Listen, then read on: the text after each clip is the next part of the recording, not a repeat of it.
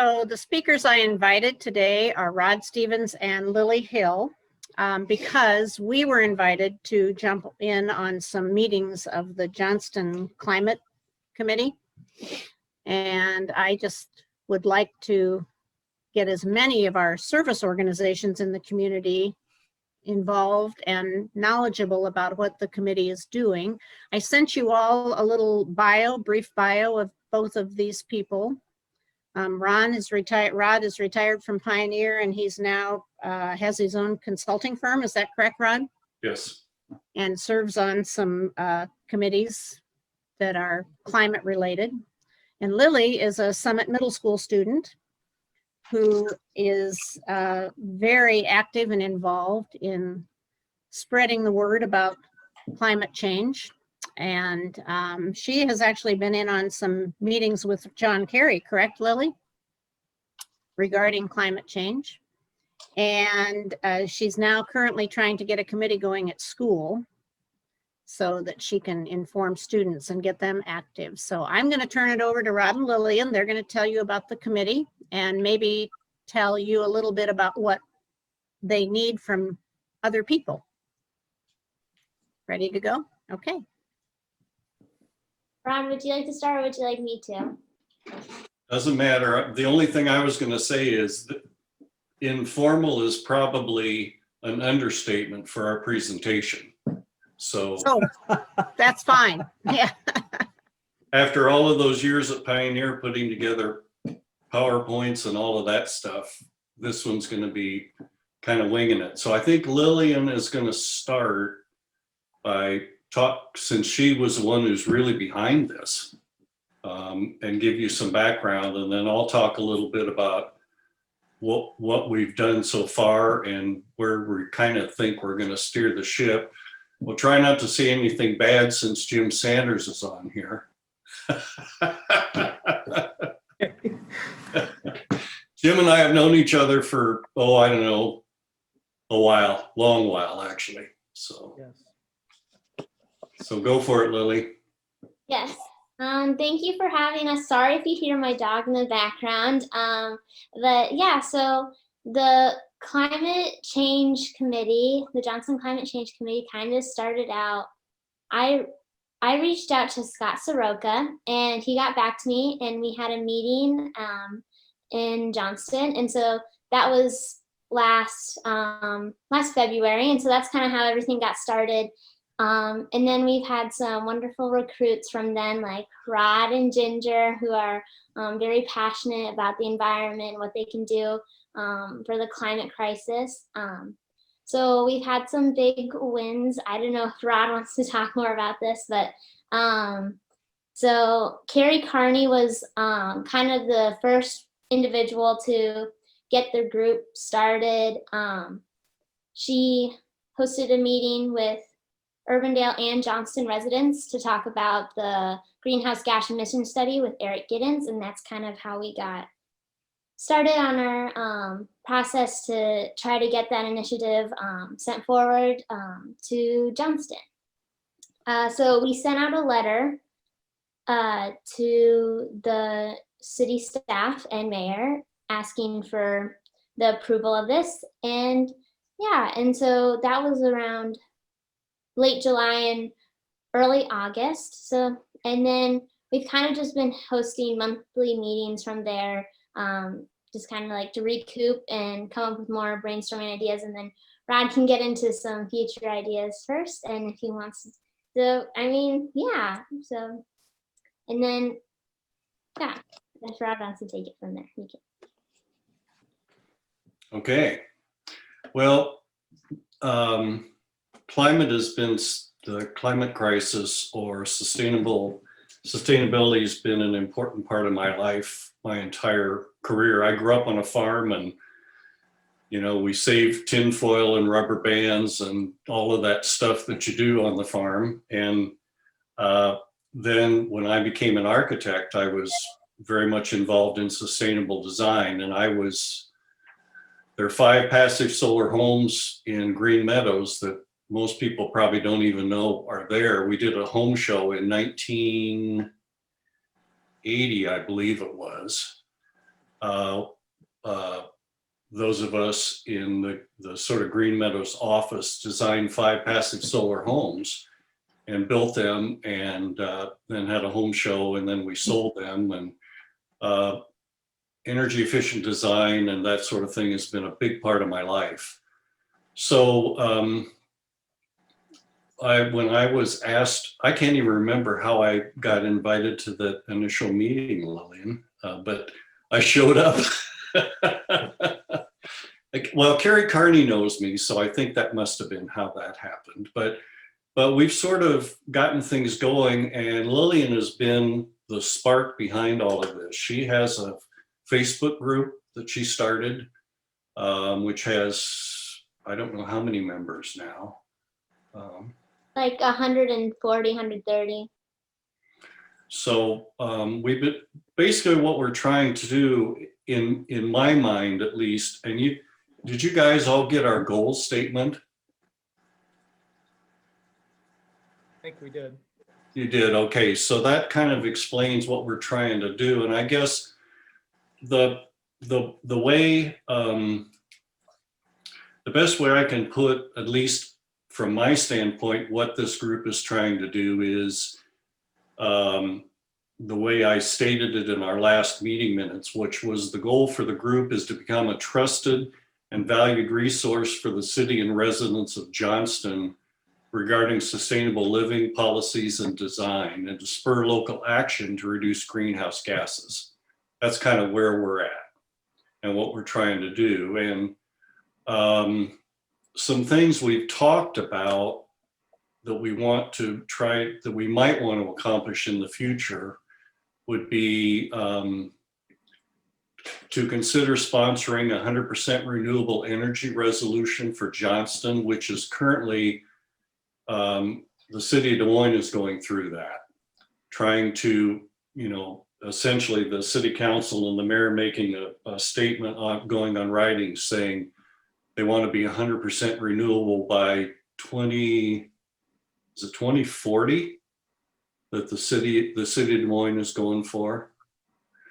So, the long-term goal really is to have something similar to what Des Moines is doing, adopted by every municipality in the greater Des Moines area.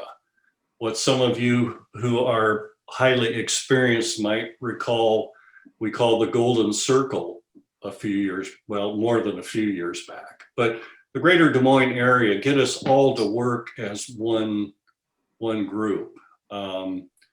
Another thing we're talking about possibly doing is lobbying Mid-American Energy to continue shuttering coal plants and shift more quickly to renewable energy. Well, I just saw didn't they just purchase a big solar field, and that in northwestern Iowa, maybe? I think I had seen that too, Rod, but I don't recall where it was. But yeah, I believe you're correct. Yeah. So, and it's funny because every time we have a daughter and her family that live up in Appleton, Wisconsin. And so we drive up through Dubuque, and there's a big solar field there that Alliant Energy has. And they've got a big sign and, talking about how they're committed to that and so on. And I think back last year, or it was the year before, we fought Alliant Energy in the legislature because they wanted to put, among other things, a solar tax. Everybody that had solar panels, they wanted to be able to charge them extra for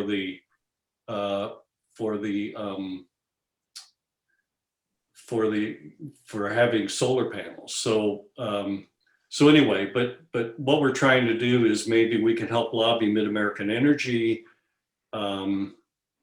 which is of course our energy supplier of choice. Not really, but isn't their franchise up for review in the next 5 years, Jim? Yes, I think we got in their franchise in 2020, or excuse me, 2020. It's a 25-year. 25-year, yeah. Okay. Right. So it's a ways off, but anyway, to try to, let Mid-American Energy understand that we're concerned about coal plants and that sort of thing.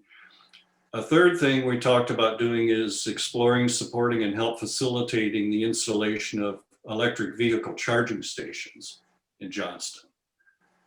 Particularly since we're on I-35/80, that would be a good way to pull people off to charge and maybe shop in Johnston.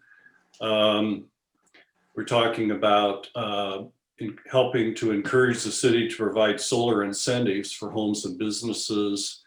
We want to form alliances with like-minded organizations in the area, educate ourselves and others about the climate crisis with speakers and webinars and so on. And basically just trying to get the word out and get people to pay attention to what's going on. So I don't know, Lillian, do you have more to add? Oh no, I think you summed it up good. Yeah, you know, just like the electric vehicle chargers, and yeah, solar incentives. I know Go Solar has done a couple solar incentives with West Des Moines or Waukee, I want to say, and they've put price reductions on solar panels depending on how many people have bought them. So something like that possibly. But yeah, I think Rod, you did a good job. Thank you. There's a lot of stuff happening out there that people don't know about or aren't really aware of. One fellow that I've met through the Interfaith Green Coalition, which is a group of people from a variety of churches in the central Iowa area. It's funny because we get together around a table and we got Catholics, Presbyterians, Unitarians, United Methodists, Lutherans. All these people are supposed to not agree because we're splitting theology. You know, we're splitting hairs with theology. We all get together and talk about creation care. And one of the people I met through that is a fellow by the name of Terry Dvorak, who has a firm, or at least had a firm, called Red Lion Energy. And what he was doing for, I know he did this for one of the Catholic churches in Norwalk, is they put solar panels on their church, and he was able to finance it for them basically, so that there wasn't a huge investment for them to put the solar panels on the church. He has investors who he puts together a group of investors, and I don't understand completely how he does this, but gets people together to help finance solar installations. And then I don't know, I think the church probably pays them something to, a monthly fee or something, but they don't have to come up with a huge chunk of money in order to install the solar panels. And there's a lot of innovative stuff like that going on out there. And we're just hoping to help make people more aware of stuff like that. I have a question. Yes. About the committee. How many people do you have that are actually interested or involved in the committee? I know we've attended a meeting, haven't been able to attend the last one, but there's another one coming up. Mm-hmm. How many people are kind of jumping on board and working with you?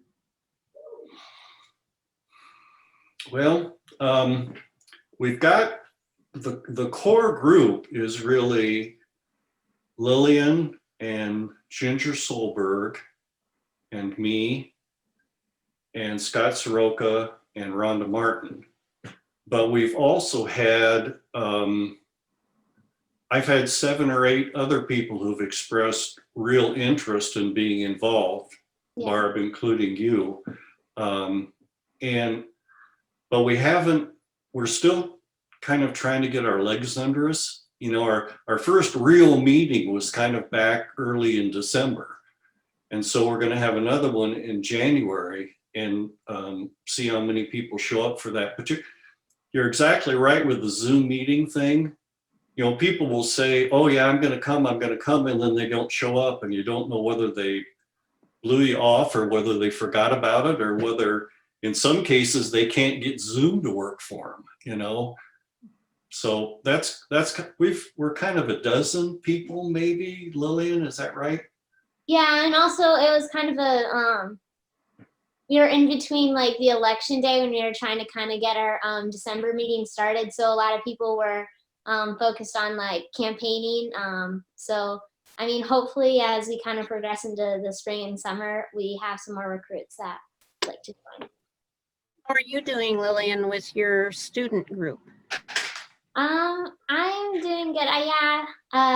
Today I just met with our principal, and then hopefully on the 11th I'm gonna present a presentation to the school board asking for their approval. So hopefully that gets passed. Great. That's great. Yeah. Good. Well, and I was very pleased at our last meeting, Jenna Thompson showed up, who's a Johnston High School student. And she apparently has gotten a bunch of high school students stirred up about this too. That's a poor choice of words. Gotten them enthused about what's going on. So it's nice Lillian's tired of hearing me say this, but usually when I go to meetings like this, the people there are either gray hairs or no hairs. And, you know, trying to get younger folks interested in what's going on is a bit of a challenge, but it's also it's very fulfilling when it happens. I'm a member of the board of directors of Iowa Interfaith Power and Light. And we've had a couple of meetings where it's called climate. Well, anyway, a year ago, I guess this last October, we held a meeting at a large church in Cedar Rapids, and Catherine Hayhoe was the featured speaker. And she is one of the heavy hitters amongst climate scientists. She has a PhD in physics and is an extremely smart woman who's a talented speaker and also has the added kind of the added tick beside her name that she's married to an evangelical preacher. So she often will speak about the melding of climate and faith and science and faith and all of this. And then this last October, Iowa Interfaith Power and Light sponsored a meeting at Central College, primarily for college students again. Mm. And so we've had interns during the summer from a variety of small private colleges around Iowa. So trying to get the younger folks involved is really, we're trying really hard to do that because they need to be interested in stuff like this. You know, at the beginning, you mentioned a study or something that you were trying to get. And I remember we talked about that at the first meeting. So what's the prognosis for that? Well, Jim may know better than me, but If you want me to answer that, Rod. Yeah. So we've been presented, I've heard a couple presentations by Rod and Lillian, and they did present to the city council, and as Rod mentioned, Councilman Soroka and Martin are also on the committee. We've taken the idea of doing a greenhouse emission study to city council for their strategic planning session. And we had the first strategic planning session in November. We're having our second one actually tonight. And tonight is where we end up determining what our priorities are going to be for the next couple of years. But as a part of that, one of the projects that is listed is doing a greenhouse emissions study and utilizing the group from UNI to do the study for us. And they actually provide the people to do the study. There's not really a lot of cost to the city besides having some of our staff help collect information for the study to determine what our baseline is in Johnston as far as greenhouse emissions and those kinds of things. So that's on the agenda, or it'll be discussed tonight, and hopefully we'll have some direction after tonight. Now, the next step of that is if we decide to go ahead and do the study. And be honest with you, I'm not sure there's any reason why we wouldn't do the study, but that's certainly a city council decision. It's not mine. But the next step after the study would be to do a plan for the city. Now that's when you get into costing some money. I know that I think it was Cedar Falls recently did their plan, and it was about $80,000 or $85,000. But that would be another year or two down the road. I mean, it wouldn't be right now. The important part is getting that baseline or that study done first. And so that's where we are today. We're going to talk about it tonight. I'm going to make an assumption. I don't really want, but there will be support for it from the city council, and that means we would move forward with the study. And from the last information I read, I don't think they're taking on any new projects till May, if I remember correctly. Partially because I think Professor Giddens, he's in the legislature now, I guess. Yes. He'll be pretty busy for the next 3 months. Yeah, the good news is he got elected to the legislature. The bad news is he got elected to the legislature. So that'll just have an impact of when the study could get done. And then like I said, then for us, it becomes how we fund the second part of it, which would be putting the plan together. I know Des Moines has a pretty comprehensive plan they've done. I believe Dubuque has as well. I think I've read both of those. And I know that's something that Cedar Falls has been working on as well. So anyway, yes, it's got some movement right now. Hopefully by tomorrow or this week, we should be able to know where we are going to be with our city council on it. Great, thanks, Jim. Well, I think the philosophy is the management guru Peter Drucker used to say something to the effect that you can't improve what you don't measure. So you don't know if you're doing better if you don't measure it. And the whole idea for the greenhouse gas emissions study is to kind of drive a stake in the ground to say, okay, this is where we are now. And then if we take climate action, let me rephrase, when we take climate action and the emissions get better, we can measure them and find out how much difference we made, or if we're actually going in the right direction. And so that's kind of what that's all about. And we're lucky that you and I actually did this for the city of Des Moines. And what they really need from the city of Johnston is some staff time. And in talking with Eric Giddens, sometimes it's somebody from the staff calling Mid-America and saying, it's okay with us if you release this information to us to make it a part of the study, So it should be a very interesting process, I would think. I like your idea about the charging stations for cars, because I was just listening to NPR the other day, and Tesla's stock has gone up and their sales have gone up. So there is a bigger interest in electric vehicles.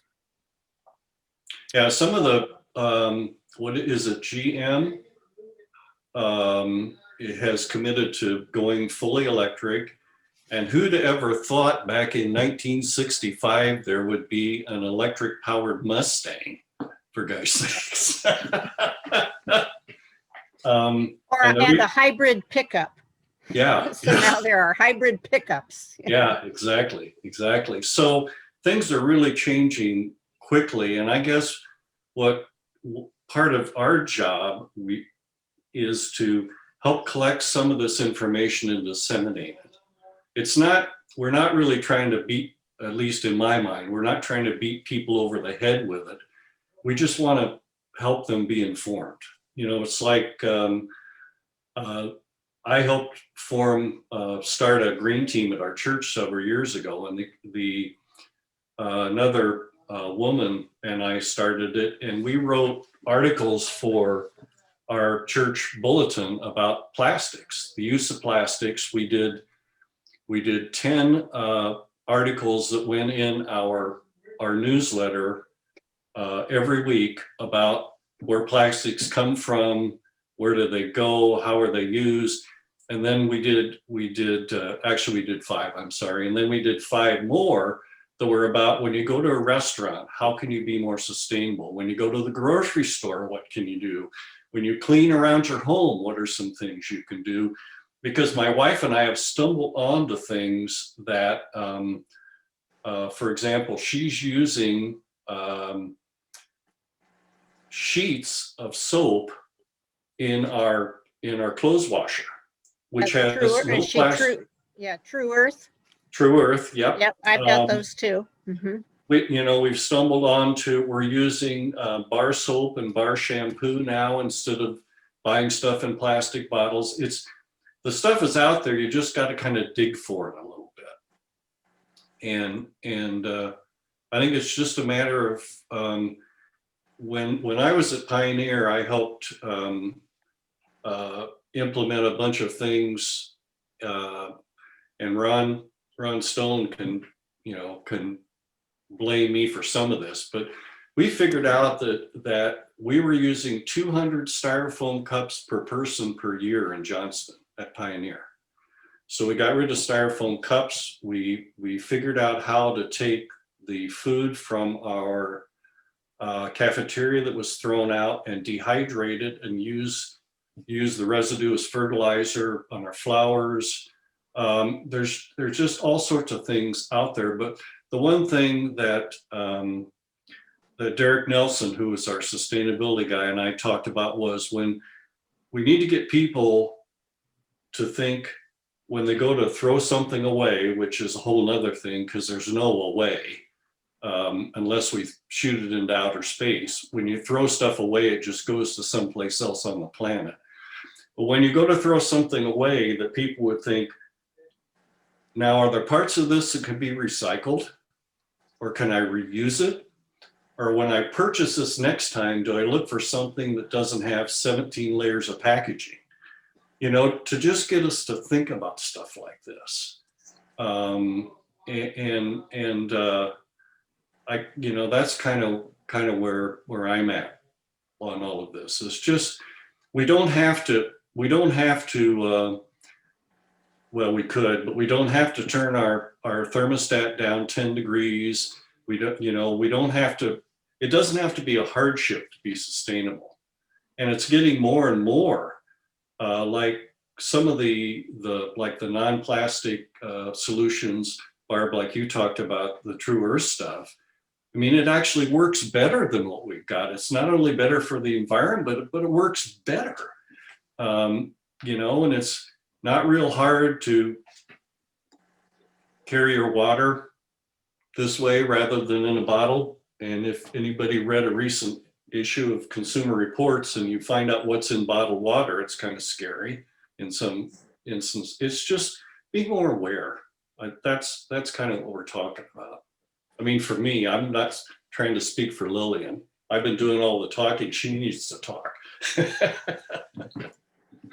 Back to school, apparently. Yes. You mentioned True Earth, which we've been using for laundry detergent. There's another company called Blue Land, and it's hand soap, house surface cleaner, dishwasher soap, dishwasher pods, and they send you a starter kit, and it's a glass bottle, pump bottle. Yep. And instead of buying new pump hand soap, you just dissolve a tablet in the water and it becomes foam hand soap. Yeah. So you are just constantly using the same container for your hand soap, and the same for your surface cleaner, like, what you clean your countertops with. And it's all biodegradable, sustainable. Well, we bought for all of our kids this Christmas, and for us as well. My wife found a box of cleaner stuff online that includes reusable I don't want to say reusable paper towels because they're not paper, but it's basically reusable towels to replace paper towels sponges which biodegrade, which also change color to let you know when you should get rid of them. I mean, there were several things like that in this kit, and there are things like that happening all around. So you don't necessarily have to go to Costco and buy a 5-gallon plastic bucket of stuff. You know, that there are other ways to do that, and we hope to help people, just make people aware of things like that. There are also biodegradable compostable garbage bags Mhm. that we order and use in our garbage cans, in our, kitchen garbage can. Right. So when you throw those in the landfill, they're gonna fall apart. Eventually, yeah. Our family uses the laundry sheets as well. We use Earth Breeze, and then we also have the body wash and shampoo and conditioner bars. That's Mhm. what I use, and yeah, so I think that's cool. Yeah. Well, it's interesting. I mean, not all the stuff works. I mean, we're still in the experimental stage, but sometimes you'll use something and you go, well, Well, one thing we found was, going back to bar soap, a lot of these are small companies too, so you're kind of helping out a small enterprise. We found a winter soap we use that kind of moisturizes your skin, so you don't have to use a bunch of lotion when your skin dries out in the wintertime. So there's just all sorts of interesting stuff out there. Well, does anybody else have questions? Anything for our speakers? I will, I think I have an email about when the next meeting is of the committee. Okay. So I will share that with the other Kiwanis members. Well, my wife And, has my phone, so I can't look it up. just to sort of get the word out. Well, thank you. It's. I hope you've all learned a little something, or we were moderately interesting anyway. And yeah, I told Lily, pre-Zoom time, we'd at least probably gotten a meal out of this, but Yes, you would have. but that's fine. We like getting the word out. And the other thing for me is, it helps me when I talk to other people who are interested in creation care. It helps kind of re-energize me every time too, and find out new things to try and so on. So it's been good. Okay, thank you for your presentation. Yeah. Thank you very much, both of you. No worries. Lillian, thanks for what you're doing. I appreciate what you're doing in the school. Yes. Thank And you with the so much youth. for having me. This is fun. All right, good. Now back to school with you. Yes. Okay. All right, bye-bye. Well, bye-bye, guys. Thanks, Rod. Thank you. Thank you. Yes.